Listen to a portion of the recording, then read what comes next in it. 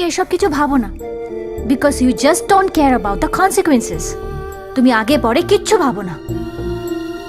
হ্যাঁ, আমি সেটাই করি যেটা আমার মন চায়, আর আমি জানি সেটা ঠিক। তোমার মতন এই সিচুয়েশন অনুযায়ী ক্যালকুলেট করে প্রেম করি না।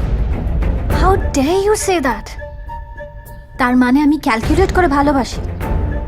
এবার আমি বুঝতে পেরেছি, আসলে তোমার প্রবলেম এটা নয় যে ও আমার গায়ে হাত দিয়েছিল।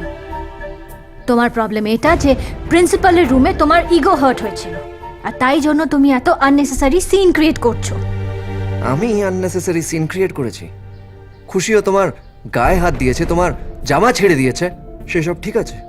মানে you are absolutely fine with ইট?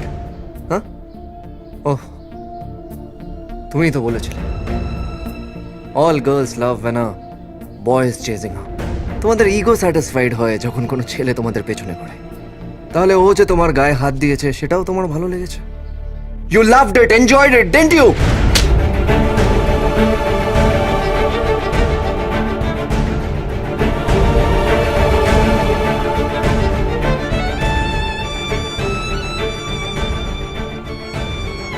আমি তোমার চেস করার কথা বলছিলাম, একজন অচেনা ছেলের না।